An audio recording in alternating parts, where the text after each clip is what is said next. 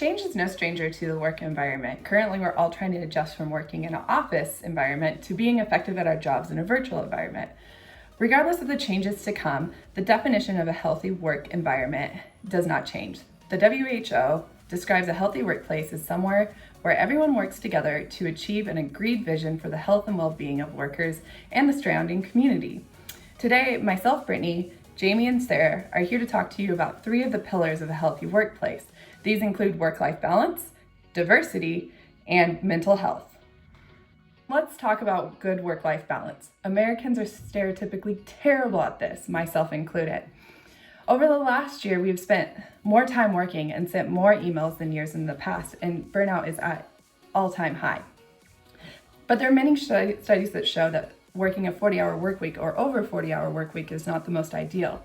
Your brain needs time to rest and recharge to maximize creativity.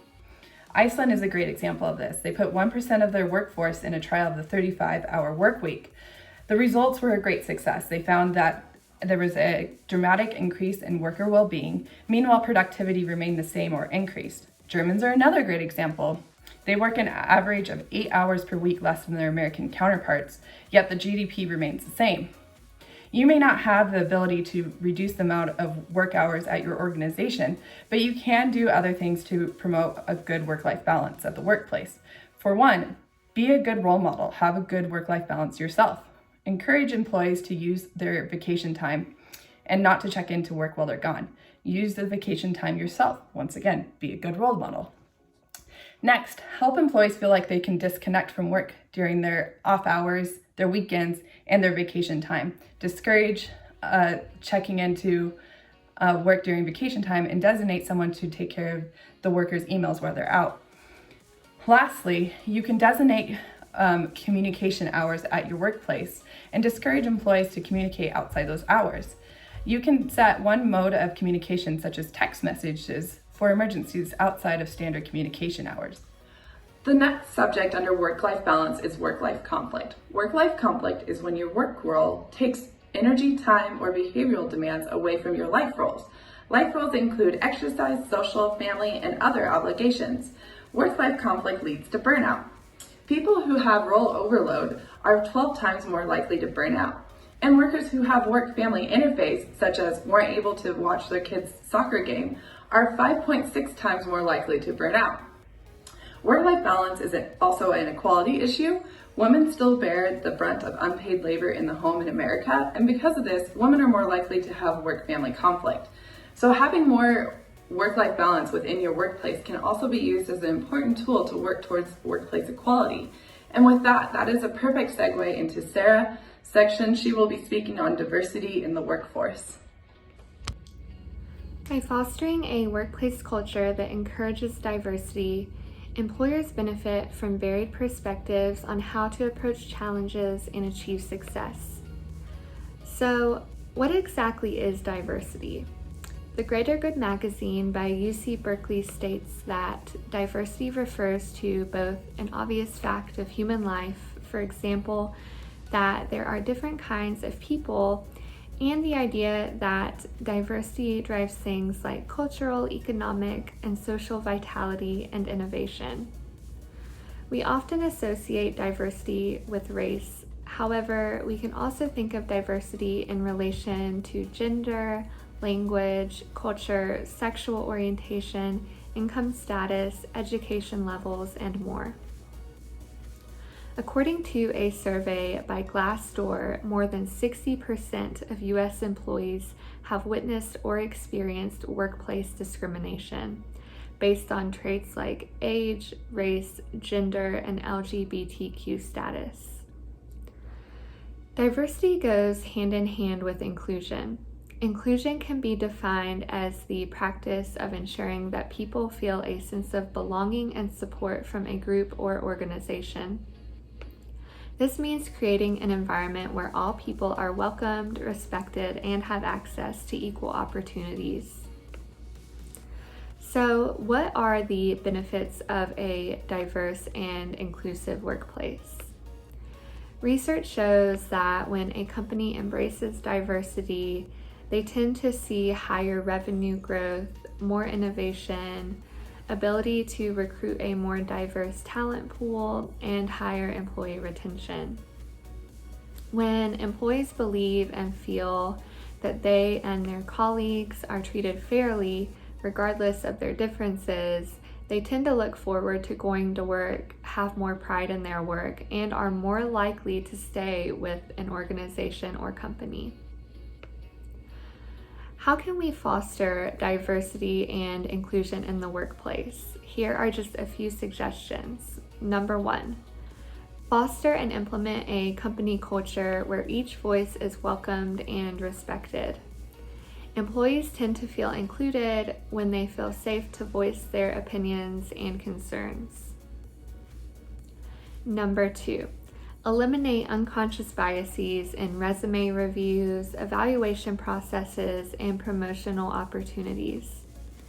Some ways to do this include creating a blind system of reviewing resumes and other material such that demographic characteristics aren't shown to the reviewer.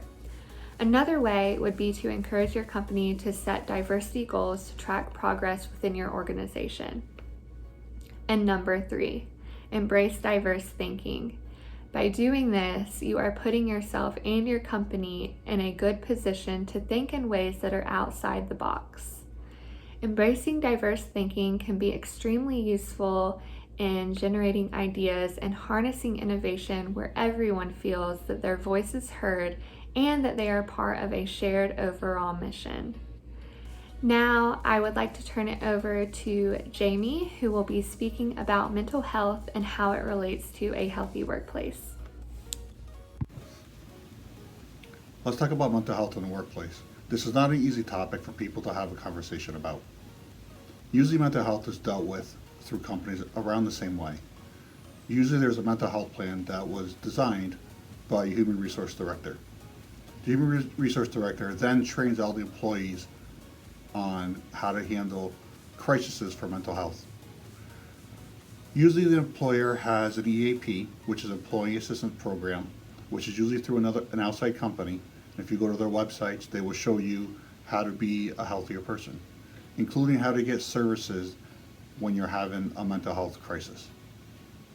You will see by the next figures that I'm giving you from the World Health Organization that we need to change how we deal with mental health problems at the workplace. Mental health illness is the leading cause of adults for disability up to the age 44. 1 in 5 adults experience mental health illness in any given year, but only 43% of adults will receive treatment for that illness. Throughout the world, it costs over $1 trillion in lost productivity for employers.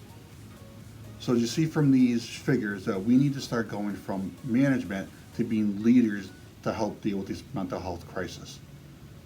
As we have seen with the COVID-19 pandemic, a lot of companies probably have felt they should have done a little bit more before the pandemic in 2019. We need to start by building a resilient workforce. This will help survive the challenges of a crisis, but also help prepare the workforce before a crisis happens. There is many ways that we can help these leaders to help employees as they're starting to have a mental health crisis. As leaders, we need to be open about our own mental health struggles. An example is, I have PTSD and have dealt with this since I was a child. I can help use my experiences to make other employees feel comfortable talking to about their own mental health challenges of their own.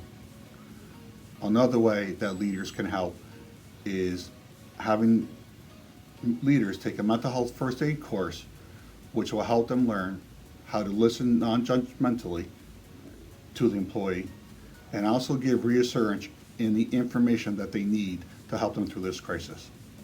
If you would like to know more about how a leader can help their employees through a mental health crisis, please watch our roundtable. Thank you. You've just watched our video unhealthy workplace and our three pillars. Brittany talked about a good work-life balance. Sarah talked about diversity in the work environment. And I talked about mental health in the workplace.